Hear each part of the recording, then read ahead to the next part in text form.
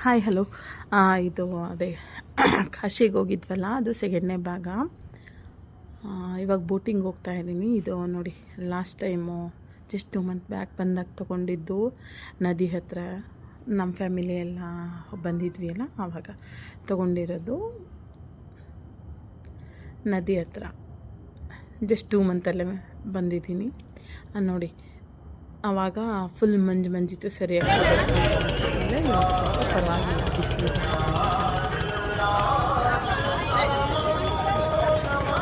ತುಂಬ ಬಿಸಿಲಿತ್ತಲ್ಲ, ಆವಾಗ ಸರಿಯಾಗಿ ಕಾಣಿಸ್ಲಿಲ್ಲ.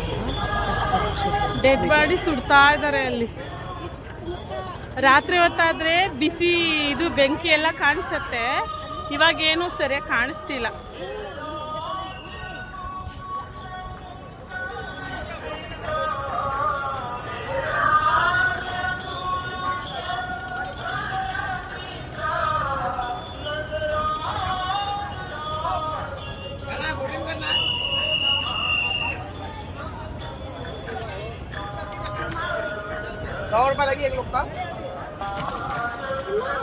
ಬನ್ನಿ ಬೋಟಲ್ಲಿ ಹೋಗೋಣ.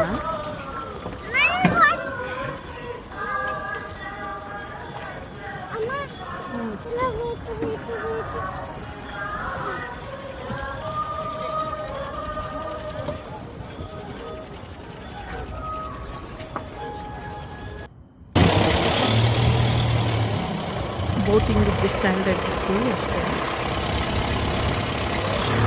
ಸುಮಾರು ಒಂದು 5 ಕಿಲೋಮೀಟರ್ ಅಷ್ಟು ದೂರ ತಗೊಂಡು ಕರ್ಕೊಂಡು ಹೋಗ್ತಾರೆ, ಮತ್ತು ವಾಪಸ್ ಕರ್ಕೊಂಡು ಹೋಗ್ತಾರೆ.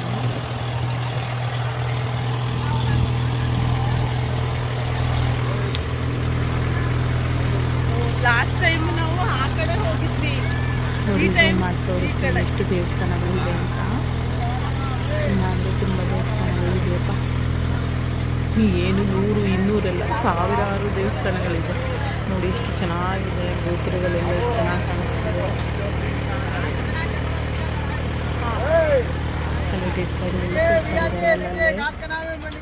ನದಿ ಪಕ್ಕದಲ್ಲಿ ಸುಡ್ತಾರೆ. ಮುಂಚೆ ಎಲ್ಲ ಅದೇ ಡೆಡ್ ಬಾಡಿ ಸುಟ್ಟು ಅರ್ಧಂಬರ್ಧ ಬೆಂದಿದ್ದ ದೇಹನ ನದಿ ಒಳಗೆ ಹಾಕ್ತಿದ್ರು ಅಂತ ಆ ಥರ ಮಾಡ್ತಾ ಇಲ್ಲ. ಕ್ಲೀನ್ ಇದೆ ನೀರು. ಅದೇ ಒಂದು ಹಾಡಿದೆಯಲ್ಲ, ವಿಶ್ವನಾಥನ ತಂದೆ ಆದರೆ ಅಂತ ಪಿಂಡ ಎಲ್ಲ ಬಿಡ್ತಾರೆ. ಅದಕ್ಕೆ ಇದನ್ನು ತಗೊಂಡು ರಾಜ್ಕುಮಾರ್ ಪಿಂಡಗಳನ್ನ ಬಿಡೋದ್ರಿಂದ ಅದೆಲ್ಲ ಪಾಪ ಪರಿಹಾರ ಆಗಲಿ ಅಂತ ಬಿಡ್ತಾರೆ. ನೀವು ನೋಡಿದ್ರೆ ಅದನ್ನು ತಗೊಂಡು ಮತ್ತು ನಾನು ಲಾಸ್ಟ್ ಟೈಮ್ ಹೋದಾಗ ಹರಿದ್ವಾರನ ತೊಗೊಂಡೋಗಿದ್ವಿ. ಬಟ್ ಕೆಲವ್ರು ಹೇಳ್ತಾರೆ ಇದೇ ನೀರು ಗಂಗಾ ನದಿ ಮುಖಾನೇ ಹರಿದು ಬರೋದು ಅಂತ. ಇದೇ ನೀರಲ್ಲಿ ಬಿಟ್ಟಿರೋದಕ್ಕೆ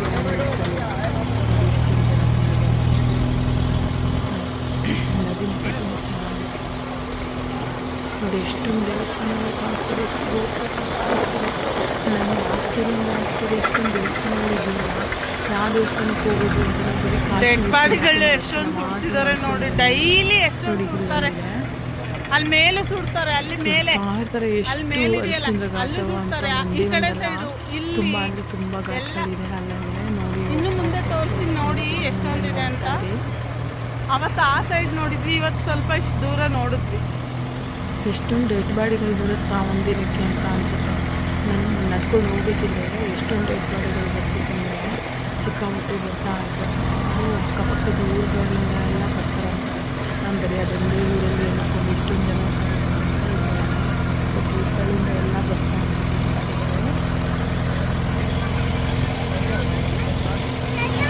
ಇಲ್ಲೂ ಸಹ ದೇವಸ್ಥಾನ ಇದೆ. ಮತ್ತು ನಾನು ನಡ್ಕೊಂಡು ಹೋಗ್ಬೇಕಾದ್ರೆ ತುಂಬ ದೇವಸ್ಥಾನಗಳು ಸಿಕ್ಕಿದ್ವಪ್ಪ. ಅಷ್ಟೊಂದು ದೇವಸ್ಥಾನದಲ್ಲಿ ಯಾವ್ಯಾವ ದೇವಸ್ಥಾನ ಪೂಜೆ ಮಾಡ್ತಾರೋ ಎಲ್ಲರಿಗೂ ಪೂಜಾರಿ ಇದ್ದಾರೆ ಅನ್ನೋ ದೇವಸ್ಥಾನಗಳು ಗೊತ್ತಿದೆ ನೋಡಿ. ಇಲ್ಲಿ ಸಹ ಸ್ಟೆಪ್ಸ್ ಇದೆ, ಇದು ಸಹ ಹಿಂದಿನ ಕಾಲದಲ್ಲಿ ತುಂಬ ಚೆನ್ನಾಗಿದೆ. ನದಿ ಪಕ್ಕದಲ್ಲಿ ಇರ್ತದೆ. ಇಷ್ಟೊಂದು ಅದೇನೋ ಸ್ಟೋರಿ ಇರ್ತದೆ. ಈಗ 2 ತಿಂಗಳ ಮುಂಚೆ ಬಂದು ಮತ್ತೆ ಹೇಳ್ಕೊಂಡು ಅಂತ ಡೈಲಿ ನಾವು ಎಲ್ಲ ಕೊಂಡಿರ್ತಾರೆ. ಕರ್ನಾಟಕದಿದ್ದು ಬರ್ಡೆಗೆ ಅಮ್ಮ ಅವತ್ತು ಬಂದಿದ್ದು. ಅವ್ರು ಹೇಳಿದ್ರು, ನೀವು 2 ತಿಂಗಳ ಮುಂದೆ ಹೋಗಿದ್ರಲ್ಲ, ನನ್ನ ಹಸ್ಬೆಂಡಿಗೆ ರಜೆ ಇಲ್ಲ, ಬನ್ನಿ ಕರ್ಕೊಂಡು ಹೋಗಿ. ನಾವಲ್ಲಿ ಇಲ್ಲ, ಹೋಗ್ಕೊಂಡಿದ್ದೀನಿ. ಬಟ್ ಅವರು ತುಂಬ ಫೋರ್ಸ್ ಮಾಡಿದ್ರು, ಅಲ್ಲಿಂದ ಕರ್ನಾಟಕದಿಂದ ಬಂದಿರೋ ನಾವು ಇಲ್ಲಿ ತನಕ ಬಂದು ಇನ್ನೂ ನೋಡ್ದಂಗೆ ಹೋಗ್ತಾ ಇದ್ದೀವಲ್ಲ ಅಂತ ಬೇಜಾರು ಮಾಡ್ಕೊತಿದ್ದಾರೆ. ಬನ್ನಿ ನನ್ನ ತಂಗಿ ಅಂತ ತಿಳ್ಕೊಂಡು ಹೋಗ್ಬೇಡ, ಯಾಕೆಂದರೆ ನಾವು ಕಿಲೋಮೀಟರ್ ಗಟ್ಟಲೆ ಮಕ್ಕಳನ್ನ ಕ್ಯೂವಲ್ಲಿ ಇಟ್ಕೊಂಡು ನಿಂತಿರೋ ಕಷ್ಟ ಅವಳಿಗೆ ಗೊತ್ತು. ಇಲ್ಲ ಬೇಡ ಅಂತ ಬಿಲ್ಕುಲ್ ಹೇಳಿದ್ರು ಅಂತ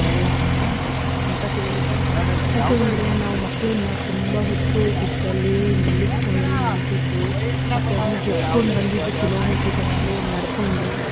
ಪಾಪ ನನಗಾದರೆ ನನ್ನ ಹಸ್ಬೆಂಡ್ ಇಬ್ಬರು ಜೊತೆನೇ ಅವತ್ತು ಹೊತ್ಕೊಂಡಿದ್ರು.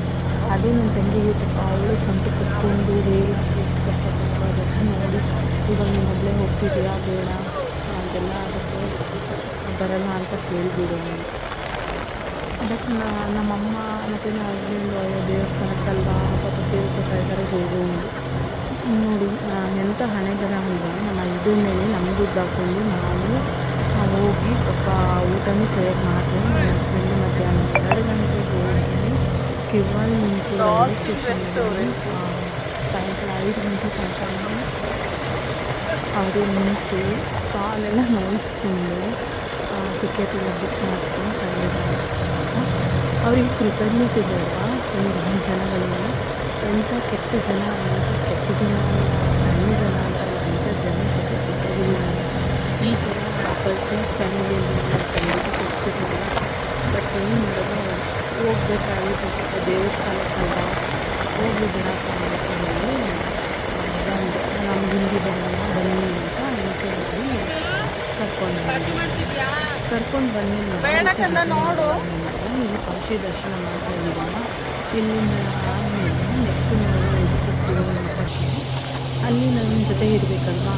ಇಲ್ಲೇ ಅವರೇ ಜೊತೆ ಕೇಳಿದ್ರೆ ಇಲ್ಲ ಅಲ್ಲಿ ಇವ್ರಿಗೆ ಒಂದು ವಿಷಯಕ್ಕೆ ಅವ್ರಿಗೇನೇನು ಬೇಕು ಅದನ್ನು ತಿನ್ಕೊಂಡು ಔಟ್ಸೈಡ್ ಹೋಗ್ತಾರೆ.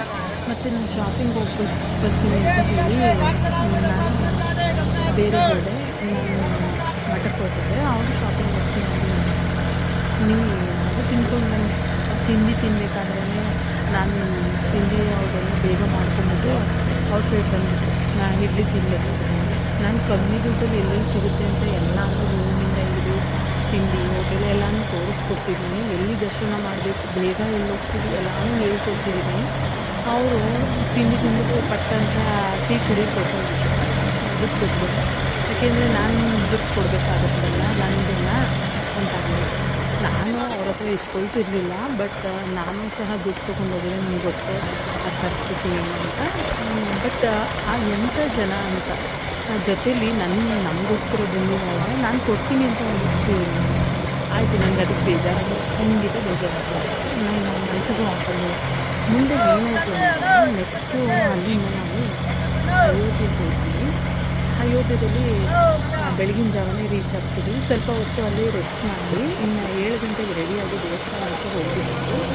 ನಾನು ಇಲ್ಲಿ ಟಿಫನ್ ಮಾಡ್ತಿದ್ದೆ, ರಾತ್ರಿ ಸರಿಯಾಗಿ ಊಟ ಬಂದು ಹಾಗಾಗಿ ಊಟ ಮಾಡ್ಕೊಂಡು ಊಟ ಒಂದು ಬರೋದಲ್ಲ ರಜೆ ಇತ್ತಲ್ಲ ಅದು ತುಂಬ ಜನ ಬಂದಿದ್ದರು ವರ್ಷಕ್ಕೆ ಆಯಿತು ಅಂತ ಊಟ ಟಿಫನ್ ಹೋಗಿ ಅಷ್ಟೇ ಏನಾಯಿತು ಟೈಮ್ ಆಗುತ್ತೆ ಬೇಗ ಅಂತ ಬಟ್ಟೆ ಮಗುಗೆ ತಿನ್ಸೋಕ್ಕೋಗ್ತೀನಿ. ಸ್ವಲ್ಪ ಅದು ಸರಿಯಾಗಿ ತಿಂದೆ. ಇನ್ನು ಅಷ್ಟು ದೂರ ಎಲ್ಲ ನಿಂತಿದೆ ನನಗೆ ಓಡಾಡಿದ್ದೀನಿ. ಅಷ್ಟೊಂದು ಕಿಲೋಮೀಟರ್ ಹೋಗುತ್ತೆ ಕಷ್ಟವಾಗಂತ ಅವಳಿಗೆ ಟಯರ್ಡ್ ಆಯಿತು. ಸರಿಯಾಗಿ ಬಂದು ಏನಾಯ್ತು ಅಲ್ಲಿ ಇಲ್ಲ ಇವತ್ತು ಹೋಳಿ ಹುಣ್ಣಿಮೆ ನಿನ್ನೆ ಅಂದರೆ ಮಾರ್ಚಲ್ಲಿ ಅದು ಹಾಗಾಗಿ ಓಪನ್ ಮಾಡಿಲ್ಲ. ಓಪನ್ ಅಂದರೆ ಇಲ್ಲ ರಾತ್ರಿ ಗಂಟೆಗೆಲ್ಲ ಕ್ಲೋಸ್ ಪೊಲೀಸರು ಅದಕ್ಕೆ ಅವನ್ನೆಲ್ಲ ಕೇಳಿಕೊಂಡು ತುಂಬ ಜನ ಇರೋದನ್ನ ಹೇಳ್ತಿರೋದು. ಸೊ ನಾವು ವಾಪಸ್ ಬಂದು ರೈಲ್ವೆ ಸ್ಟೇಷನಿಂದ ಅವರು ಇದನ್ನು ಶಾಪಿಂಗ್ ಮಾಡ್ಕೊಂಡು ಅಂತ ನನ್ನ ಜೊತೆ ಆಗಲಿ ಸಹ ಬರಲಿ ಆಯಿತು ಅಂತ ಹೇಳಿ ಆಯಿತು ನೀವು ಶಾಪಿಂಗ್ ಮಾಡ್ಕೊಂಡು ನಾನು ಸ್ಟೇಷನ್ ಹತ್ರ ಇರ್ತೀನಿ ಸೀದಾ ಬಂದು ಅಲ್ಲಿ ಬರಬೇಕು ತಾನೇ. ಅವರೇ ಸೆಪ್ರೇಟು ಬೇರೆ ಕಡೆ ಕೂತಿದ್ದಾರೆ. ಯಾಕೆಂದರೆ ಅವ್ರು ತಂದಿದ್ದ ತಿಂಡಿ ಎಲ್ಲ ಅವರು ಸೆಪ್ರೇಟ್ ಮಾಡಬೇಕಲ್ಲ ಊಟ ತಿಂಡಿ. ಹಾಗಾಗಿ ನನ್ನ ಜೊತೆ ಬರಲೇ ಇಲ್ಲ, ನನಗೂ ಕೊಡಬೇಕಾಗತ್ತೆ. ಆಯ್ತಪ್ಪ ಸರಿ ನೀವು ಫಸ್ಟ್ ಡೇಗೆ ಹೇಳಿದ್ದೇನೆ. ನೆಕ್ಸ್ಟ್ ಇದೇನೆ ಹರಿಶ್ಚಂದ್ರ ಘಾಟ್ ನೋಡಿ, ಮಾಡೋಕ್ಕಾಗಲ್ಲ. ಅಲ್ಲಿ ಹರಿಶ್ಚಂದ್ರ ಘಾಟ್ ಸಾಯಂಕಾಲ ಹೇಳಿರೋದು ಅಲ್ಲಿ ಬರ್ದಿದ್ದಾರೆ ನೋಡಿ. ಬರೋದಕ್ಕೆ ಹರಿಶ್ಚಂದ್ರ ಘಾಟ್ ಕಷ್ಟ ಅಂತ. ಆಗ್ತಿದೆ. ಹುಷಾರಿರಲಿಲ್ಲ ಆ ಟೈಮಲ್ಲಿ ನಂಗೆ ಹುಷಾರಿರಲಿಲ್ಲ, ನಾನು ಬರಲ್ಲ ಅಂದ್ರು.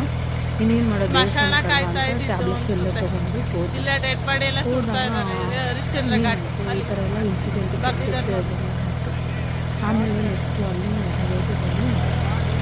ಏನಾಯಿತು, ನೋಡಿ ಇಲ್ಲಿ ಇದು ಯಾವ್ದೋ ಕರ್ನಾಟಕ ಘಾಟ್ ಅಂತ ಇದೆ ಅದನ್ನು ನಂಗೆ ಹೊಟ್ಟೆ ಹಸಿ ಸ್ಟಾರ್ಟ್ ಆಗುತ್ತೆ. ಯಾಕಂದರೆ ಬೆಳಿಗ್ಗೆ ಸರಿ ತಿಂದಿರಲಿಲ್ಲ.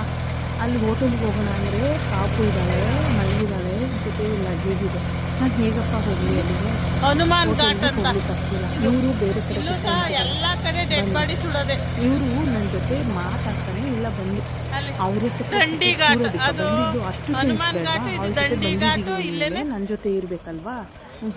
ಇಲ್ಲ ಗುಲಾರಿ ಕೇಳಿದ್ದಕ್ಕೆ ಗುಲಾರಿಯಾ ಘಾಟ್ ಅಂತ ಇದೆ. ಅದಕ್ಕೆ ಇರ್ಬೇಕು. ಯಾಕೆ ಮಗು ನನ್ನ ಪಾಪು ಜೊತೆ ಆಟ ಆಡಲ್ಲ ಅಂತಿದ್ಲ. ಆಯಿತು ಹೋಗ್ಲಿದ್ದೀವಿ ಸುಮ್ಮನೆ. ಆಗ 5 ಗಂಟೆಗೆ ಬಂದು ಹೋಗೋಣ, ಯಾವುದು ಬೇಡವಾ, ಸೂರ್ಯೋದಯ ಹಾವೇಲಿ ಅಂತ ಇದೆ, ಏನು ಗೊತ್ತಿಲ್ಲ. ಅಲ್ಲೊಂದಿದೆ ನೋಡಿ, ಆಲ್ರೆಡಿ ಮಹಾನಿರ್ವಾಣಿ ಘಾಟ್, ಏನಿಲ್ಲ, ಬೇಗ ಹೋಗಿ ಬೇಗ ಬರ್ತೀವಿ. ಮಹಾನಿರ್ವಾಣಿ ಘಾಟ್, ನಾನೇ ಅವ್ರು ಬೇಡ ಅಂದರೆ ನಿರಂಜನಿ ಘಾಟ್. ದೇವಸ್ಥಾನಕ್ಕೆ ಹೋಗೋಣ ಅಂತ ನಾನು ಲಗೇಜ್ ಇಟ್ಬಿಟ್ಟು ಹೋದೆ. ಅಲ್ಲೇ ನಿಂತಿದ್ದಿದ್ದೀನಿ, ನಿಂತಿದ್ದಾರಲ್ಲ ಅಂತ ಹೋದೆ. ಅಲ್ಲಿ ನೋಡಿದ್ರೆ ಬಂದು ನೋಡೋಷ್ಟರಲ್ಲಿ ನಾನೇನು ಅಂದ್ಕೊಂಡೆ, ನೀವಲ್ಲಪ್ಪ ಎಲ್ಲಿ ನೀವು ಅಂತ ಹೇಳಿ ಹುಡುಕ್ತೆ. ಅಲ್ಲಿ ಇದ್ಯಾವುದೋ ಚೌಹಾರಿಯ ಘಾಟ್ ಅಂತ ಇದೆ. ಮತ್ತೆ ಏನಾದರೂ ಈಚೆ ಹೋಗ್ತಿದ್ದ ಅಂತ ಅಂದ್ಕೊಂಡೆ. ಈಚೆ ಏನಾದರೂ ಹೋಗಿದಾರ ಅಬ್ಬಾ, ಎಷ್ಟೊಂದಿದೆ. ಅಂತ ಅಲ್ಲಿ ಸಹ ಚೌತ್ ಸಿಂಗ್ ಘಾಟ್, ಚೌಹಾರಿ ಅಲ್ಲ, ಚೌತ್ ಸಿಂಗ್ ಘಾಟ್. ಬಟ್ ಅವ್ರು ಇಲ್ಲ ಅಂದರೆ ನಾನು ಏನು ಅಂದ್ಕೊಂಡು ಮತ್ತೆ ಈಚೆ ಹೋಗಿರ್ಬೋದು ಅಂತ ಹೋಗಿದ್ದೆ. ಅದಾದಮೇಲೆ ಹೋಟೆಲ್ ಹೋಟೆಲ್ ಹೋಗಿರ್ಬೋದು, ಬೆಳಿಗ್ಗೆ ಹೋಗಿದ್ದೆ ಅಲ್ಲಿ ಹೋಗಿದ್ದಾರೆ ಅಂತ ಹೇಳಿ ನಾನು ಕಾಣಿಸ್ತೀವಿ. ಮತ್ತೇನು ಮಾಡೋದು, ಎಲ್ಲಿ ಇರ್ಬೋದು ಅಂತ ಹೇಳಿ ಕಾಣಿಸ್ಕೊಂಡು ನನ್ನ ಹಸ್ಬೆಂಡಿಗೆ ಕಾಲ್ ಮಾಡಿ ಈ ಥರ ಆಗಿಬಿಟ್ಟಿದೆ, ನಾನು ಅದು ಬೇರೆ ಬೇರೆ ಆಗಿದ್ದೀನಿ. ಸೊ ಒಂದು ಸ್ವಲ್ಪ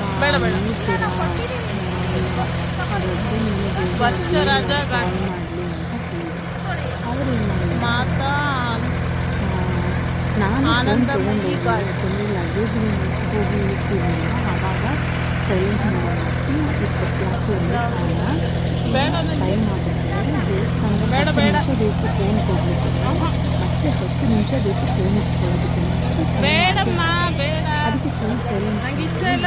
ನಾನು ಬಂದಿರೋದು ನನ್ನ ದುಡ್ಡಲ್ಲ. ಅವ್ರು ಇರಲಿಲ್ಲ. ಆಗ ನಾನು ಮೊದಲು ಫೋನ್ ತೆಗಿತಿಲ್ಲ, ನನಗೆ ಜಾನಕಿ ಘಾಟ್, ಬೈತಾ ಇದ್ದಾನೆ. ಕೊನೆಗೆ ಫೋನ್ ಅವರಿಗೆಲ್ಲ ಮಾಡಿ ಹೇಳಿದ್ದಕ್ಕೆ ನನಗೆ ಬಂದು ಇಲ್ಲ, ನಾನು ಭೇಟಿ ಮಾಡಿಲ್ಲ, ಭೇಟಿ ಮಾಡಿಸಿ ಹೋಗ್ತೀನಿ ನನಗೆ ಅವಾಗ ಬದೌನಿ ಘಾಟ್.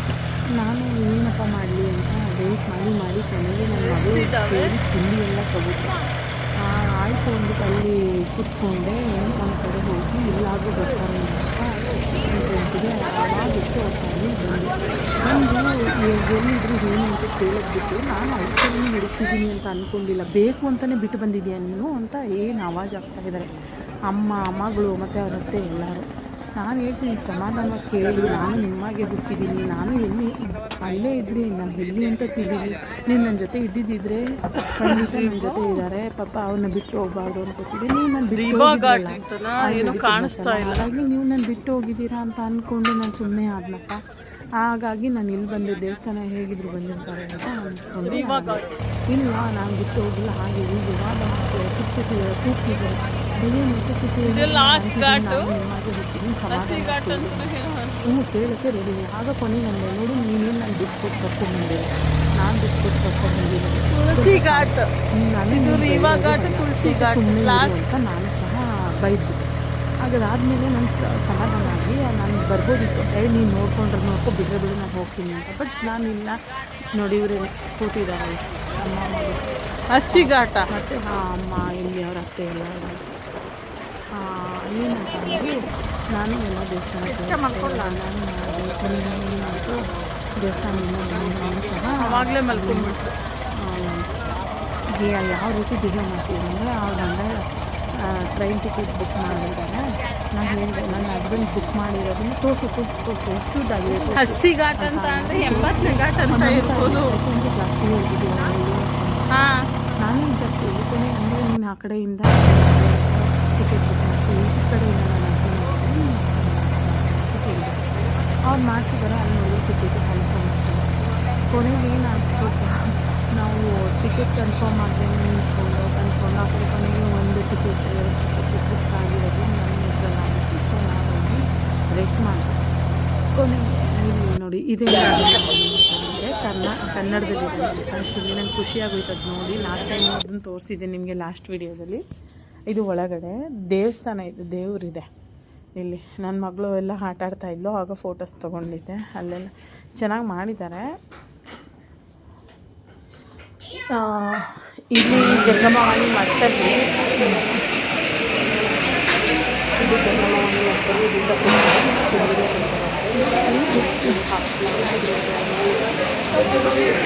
ಚಪಾತಿ ಕೊಟ್ಟು ಪೊಂಗಲ್ ಮಾಡಿದ್ದಾರೆ. ಚಪಾತಿ ಎಷ್ಟು ಕಷ್ಟ ಹಾಕಿಸ್ಕೊಬೋದು ಮತ್ತು ಹಾಗೆಯೇ ಪೊಂಗಲ್ ಬೇಯಿಸೋದು ಮತ್ತೆ ಹೇಗೆ ಹಾಕಿಸ್ಕೊಬೋದು ಊಟ ಮಾಡಿ ಟೇಸ್ಟ್ ಮಾಡೋದು. ಊಟ ಚೆನ್ನಾಗಿತ್ತು. ಹೋದರೆ ನೀವು ಹತ್ತಿರ ಆಗುತ್ತೆ ನೋಡಿ ದೇವಸ್ಥಾನಕ್ಕೆ ಮತ್ತು ಆ ಮಠಕ್ಕೂ. ಕರ್ನಾಟಕದಲ್ಲಿರೋರು ಹೋದರೆ ಆ ಜಾಗಕ್ಕೆ ಹೋಗಿ. ಸರಿ ಆಯಿತು, ನಾನು ಈ ಕಾಶಿದು ವಿಡಿಯೋ ಮುಗೀತು. ನೋಡಿ ಇದು ಈ ಸಲದ್ದು, ಇದು ಲಾಸ್ಟ್ ಟೈಮ್ದು. ಓಕೆ, ನಾನು ಅಯೋಧ್ಯೆದು ವಿಡಿಯೋ ಮಾಡಿ ಹಾಕ್ತೀನಿ. ಓಕೆ, ಬಾಯ್.